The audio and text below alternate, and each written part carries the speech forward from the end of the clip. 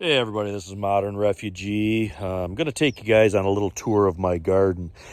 This year, I'm trying to plant more stuff that I basically saved my own seed, saved my own potatoes and stuff. And every year I do that. But this year I'm trying to do a little bit more. And at this point, there's only one thing that I've actually purchased to put in my garden. So all the seeds and all the stuff that I put in so far is all my own stuff. And I think it's important that people practice that when times are good, because the times might come when you have to go ahead and save your own stuff just for either economic reasons or if something bad did happen. So anyway, I'm going to flip my camera around here. I'm going to show you guys a few things and talk about some of the things I'm doing here. And here is my potatoes starting to come up. The potatoes have been in the ground for not quite 2 weeks already, and stuff is starting to come up, but not everything is up yet. And this is something that I want to stress when people are doing gardening. You want to plant your stuff early enough so you know whether or not something's going to come up. And that way, if it doesn't come up, you still got enough time where you can either reseed or re-sow that. So I'm going to give these potatoes here, because this was all stuff that I saved. Actually, some of these potatoes were from the second crop that I put in last year. So these potatoes were actually harvested in November last year, and that's what I replanted. So, and I still have plenty of potatoes left, so if I have to go ahead and replant them, I can. But I want to give them enough time to see if they're going to kick in. Now, you come over here. These are onions, and onions are one thing that I purchased this year. I purchased a lot of these small onion sets, and they call these kind of buncher onions, and they come in a bunch, and there's literally, hundreds of them in a bunch for a couple of dollars. And we actually go in with the neighbors here, we buy some of these, and then we divide them up. I usually put in at least 2 varieties, usually some type of Spanish onion or yellow onion, and then a red onion. Got a little sweet grass growing right there. It's looking really, really good. That's got a bunch of different like medicinal and other uses that I keep the sweet grass around. And then here are my hardneck garlic.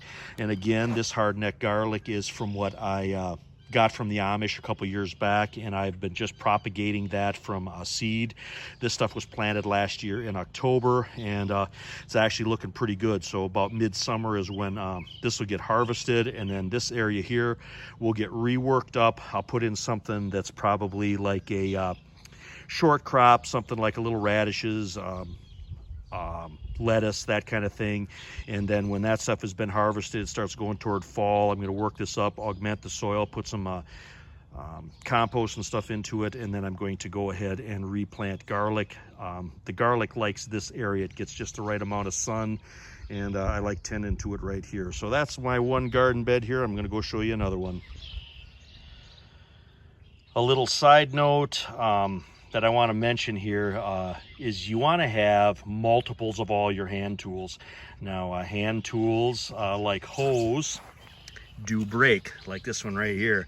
I broke this a couple of days back, and it's always good to have extra hand tools, especially if you ever plan on living off your garden to a certain extent.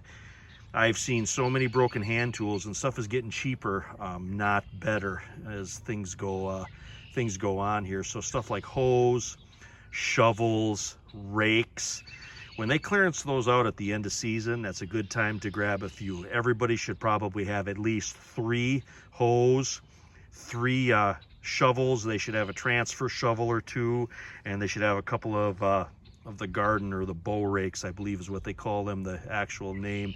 Because if you have those 3 right there, and then you have some small hand trowels and that kind of stuff, and hand trowels are something you can actually improvise too, but if you've got that stuff, you can do a lot of gardening with just those 4 things. One other thing that I want to mention too, you need to have a way to maintain your tools. So you either want to have some type of grinder, or you want to have files on hand so you can sharpen things like shovels and hoes, because the more you use them, of course, they're going to get dull, and nothing makes a day's work harder than having dull tools that you're using. This hoe right here I touched up this morning with my regular power grinder, but then I also have ways where I can sharpen it by hand, and that's basically files. I do plant quite a few things in buckets, and I rotate them around. One nice thing about buckets is you can move the stuff in buckets to different areas, so you can keep the stuff in the lights. I actually pulled some of the potatoes here. These are actually the ones that I grew down in the basement. I brought the buckets outside, and I pulled those few potatoes up. So of course we got enough potatoes there that we can throw in the stew pot, and you make stew or soup here one day this week. And I'm going to actually use these buckets here that I brought in where I had the potatoes in. Probably going to put some kind of pepper in these. We do a lot of hot sauce and stuff, so hot peppers is something that we're going to put in here. I did do starts from both tomatoes and peppers. I'm going to show you them here in a second as well. You can see down in there, that is one of my tomato starts. I planted 3 varieties of tomatoes this year. I planted a purple one called Rainbow that I've been saving seed for probably 8 years on that one, and then cherry tomatoes, and that's what I just showed you there. And then these guys are Crimson Pillow. They're another heirloom variety that I've been using probably 4 to 5 years now that I've been saving seed on these. So every year that you can save seeds and then replant them, you're actually kind of acclimatizing that particular seed to the area that you live in. I think they call it land trace is one of the technical terms that they use. So you want to try to save your stuff every year, and you want to at least try to plant one of those every year to kind of keep that strain growing. I'm going to show you some peppers here now in a second. You can see down in there, that is one of my small peppers that I planted. These guys are called Napoleons or Napoleon Sweet.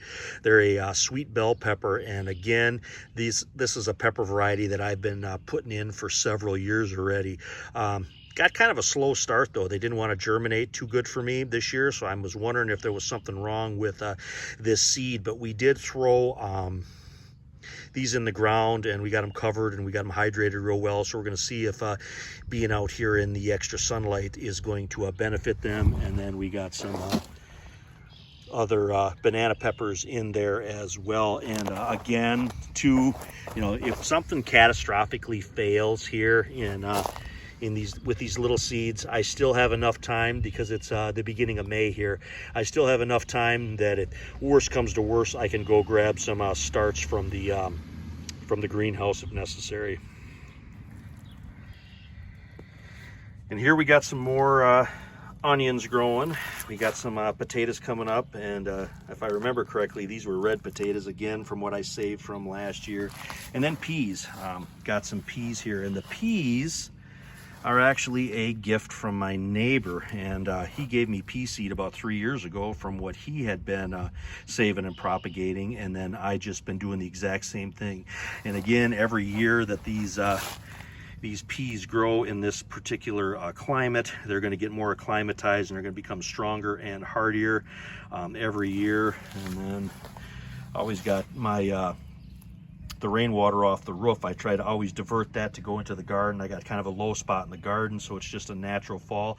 Just little things like that can really benefit you when you're gardening stuff. And then again, got some more onions there. And then this particular potato plant here, I actually started in the house when I started those other ones, and this guy is doing particularly well, so I'm curious to see what the potatoes are going to look like out of this bucket here.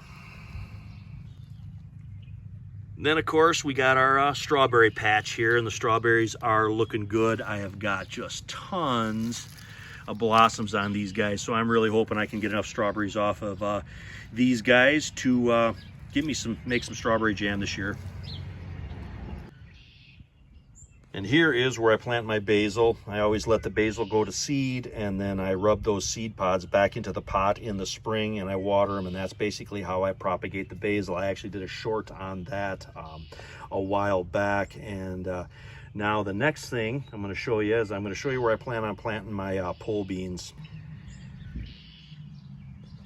And right in here is where I'm going to put in my mom's heirloom pole beans. I have been saving more and more seed from that every year, and they're very similar when they're ripe to a Great Northern bean.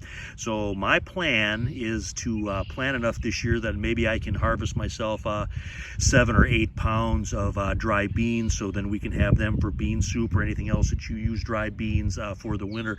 So I'm going to put some teepees here made out of re-rod, and I'm going to make a kind of a large area for that. And then we're also going to plant some cucumbers here as well. This guy right here is a beautiful example of a catnip plant that just came up on its own here in the garden, and when I worked my garden up I left him, and I'm actually going to dig him out and put him into a pot and see if I can't get him into some type of a permanent herb garden with my lavender and some of my other herbs that I got growing here. All right, guys, I hope you enjoyed that little walk around the garden here, just trying to plant as much stuff as we possibly can with the stuff that we saved from past years. It's always good to practice that stuff. You learn a little bit every year, and if you can get those seeds to give you more seeds every year, those seeds actually get stronger and more acclimatized to your area. That was the land trace that I was telling you about. I'm standing here looking at my apple tree. Now, my apple tree is actually put some blossoms on this year. I didn't expect it to bear. It's bared the last 2 years, and for a lot of years it would only bear every other year. But I've kind of gotten it to the point now where it's starting to give me a few apples every year, and I think that's because the soil wasn't right. So I've been augmenting the soil with a lot of natural fertilizer and stuff, and the big thing last year was I buried a ton of fish guts underneath that apple tree, and it really, I think it's starting to finally make a difference. So you learn a little bit every year, and you keep practicing, because you never know, one day we might have to do this for real. But anyways, Modern Refugee, appreciate all my subscribers out there. Hope you guys enjoyed this little walk around here today, and you guys take care.